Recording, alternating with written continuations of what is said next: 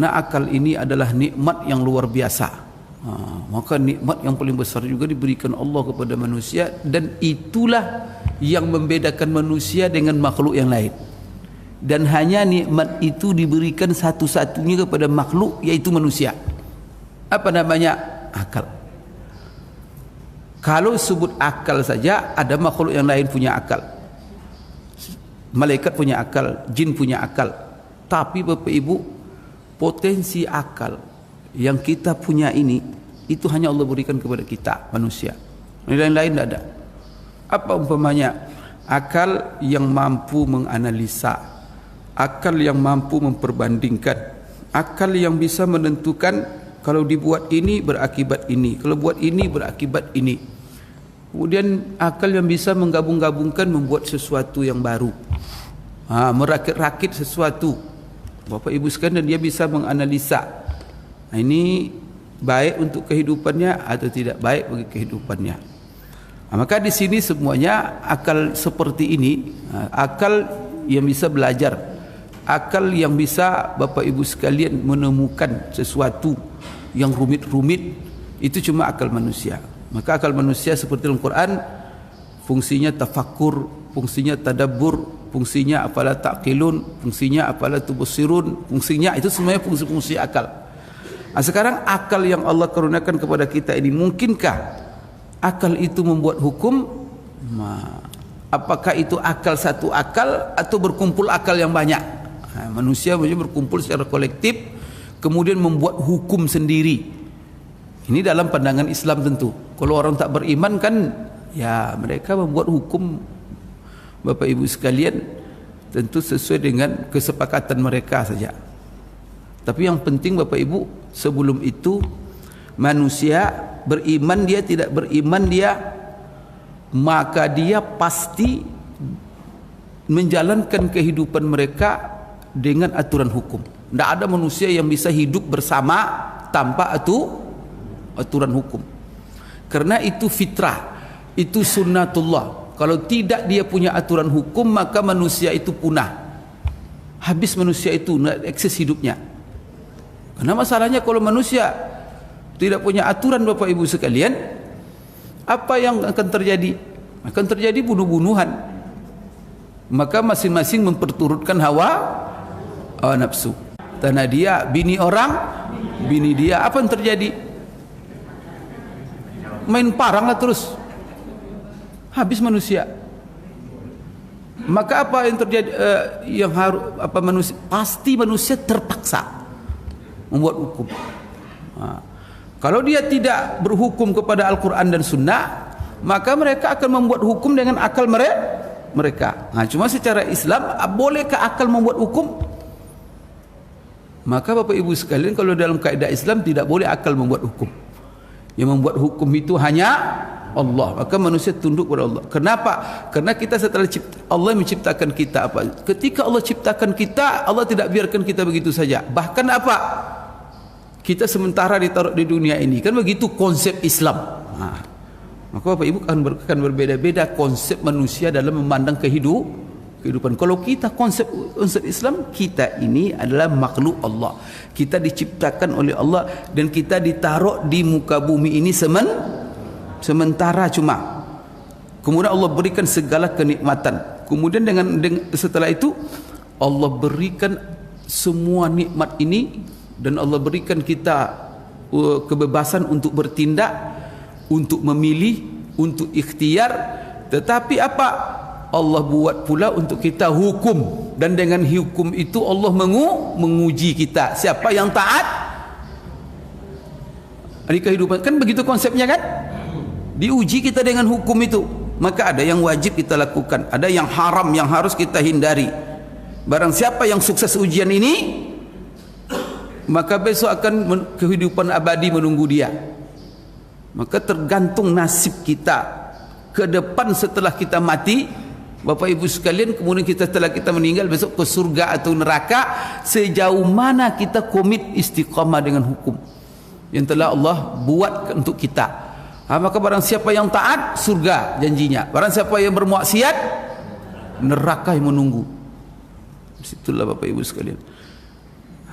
Tetapi manusia sendiri terpaksa dia membuat hukum. Maka orang barat mereka buat hukum antara mereka sendiri, dan mereka bisa menemukan, karena akal itu diberikan oleh Allah kemampuan untuk melihat yang baik dan juga untuk melihat yang buruk. Maka akal manusia tahu dia kalau ada lubang lewat dia, kalau masuk lubang itu mati dia, bahaya dia.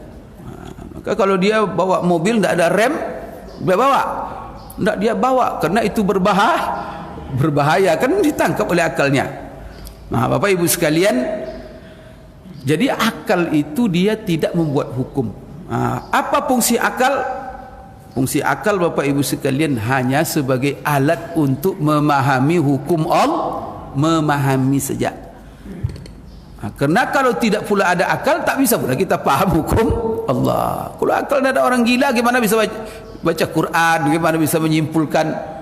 Bahkan Bapak Ibu, semakin cerdas akal manusia, semakin memungkinkan dia untuk lebih tepat nanti memahami hukum-hukum Allah. Jadi dia itu hanya alat untuk memahami saja. Kemudian juga apa? Alat untuk Bapak Ibu sekalian memahaminya dari sisi apa hukumnya, kemudian memahami apa maslahat di balik hukum itu. Maka salah satu para ulama itu apa tugasnya? Itu juga dengan akal. Kalau tidak ada dengan akal, susah Bapak Ibu. Umpamanya ada ayat Al-Quran, Allah mengatakan dalam Al-Quran, seperti umpamanya bagaimana Allah memerintahkan kita untuk mentaati orang tua. Fala taqul lahuma uffin. Itu masalah khamar. Ya ayyuhalladzina amanu innamal khamru wal maisir wal ansabu rijsum min amalis syaitan fajtanibu la'allakum tuflihun. Jadi di sini innamal khamru, khamar itu adalah perbuatan najis, perbuatan syaitan. Jauhi oleh kamu khamar itu, kata Allah. Jadi di sini akal yang menyimpulkan. Maka di sini yang membuat hukum bahwa khamar itu haram siapa? Allah. Tapi memahami bahwa hukum khamar itu adalah haram, akal. Kenapa akal menangkap? Allah katakan di sini najis. Kalau dia najis adalah perbuatan kotor. Setelah itu Allah katakan fajtanibu, jauhi. Kemudian la'allakum tuflihun. Dengan menjauhi khamar kamu sukses, kamu menjadi bahagia. Setelah itu apa? Allah sandingkan pula khamar dengan judi. Allah sandingkan pula khamar itu dengan menyembah berhala. Artinya dia sandingkan oleh Allah khamar itu dengan perbuatan-perbuatan yang buruk semua. Berarti khamar setara hukumnya. Jadi banyak sekali indikator yang ditangkap oleh akal di dalam ayat itu bahwa hukum khamar itu harus dijauhi. Setelah itu apa? Yang minum khamar diberi sanksi di dunia dan ancaman di akhirat. Apa sanksi di dunia? Barang siapa yang minum khamar dan terbukti dia minum khamar, dicambuk 80 cambuk. Kalau berlaku hukum Islam, yang mabuk-mabuk itu berapa? 80 ditangkapin. Kemudian apa? Keluar salat subuh, dibuat apa situ? Namanya podium gitu. Berdiri dia di situ dicambuk. Karena hukum itu tujuannya supaya manusia jerah. Itulah sebabnya hukum itu transparan. Kalau ada kisos di Mekah itu atau di Madinah, kapan kisos itu dilakukan? Setelah salat Jumat dekat masjid. Saya beberapa kali dulu menyaksikan kisos itu di Masjid Nabawi. Ada situ lapangan tidak jauh dari Masjid Nabawi. Itu di TV diumumkan itu setiap malam. Kalau seandainya ada kisos di Madinah, akan ada kisos tanggal sekian hari Jumat, setelah Jumat. Itu di koran-koran diumum. Itu bejubel manusia hadir. Tapi tentu kan yang kuat yang bisa nonton. Saya tak kuat, tak bisa nonton. Tapi Bapak Ibu, kalau orang nonton ngeri orang. Mungkin 10 tahun satu orang cuma Setelah itu orang berpikir. Memang ngeri kita melihatnya. Maka orang kalau melihat kisosnya itu saja, itu akan dia bilang apa? Kejam katanya apa? Dia tidak melihat pertama betapa dosanya orang yang berbuat itu. Yang kedua, efek jerah untuk orang lain supaya tidak terjadi lagi pembunuhan setelah itu. Maka dia efek jerah. Maka Bapak Ibu sekalian, khamar itu ada sanksinya, disebut kotor, disuruh menjauhi. Maka apa namanya hukum seperti ini? Disimpulkan hukum seperti ini berarti haram hukumnya. Berarti akal memahami. Tapi yang menjadikan hukum itu haram, khamar itu haram, Allah Subhanahu wa taala. Kalau sudah Allah yang mengatakan haram, maka akal harus menerima. Maka tak bisa akal, ya Allah kan enak khamar itu. Saya kalau minum khamar itu inspirasi saya apa? Sejuta kali pun orang mengatakan itu enak, itu lezat, itu maslahat. Katanya kalau sudah Allah mengharamkan, maka yang maslahat itu apa yang dikatakan oleh Allah. Itulah sebabnya kaedahnya tidak boleh kita mendahulukan akal daripada Al-Quran. Tak boleh kita mendahulukan akal daripada sunnah Rasulullah sallallahu alaihi wasallam. Tetapi apa? Akal di belakang.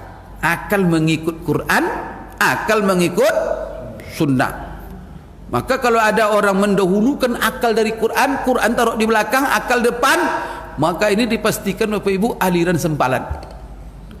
Kalau dalam sejarah peradaban Islam, aliran seperti ini, dan sekarang dia membentuk nama-nama baru. Dulu namanya kelompok Mu'tazilah dengan cabang-cabangnya. Dengar Mu'tazilah.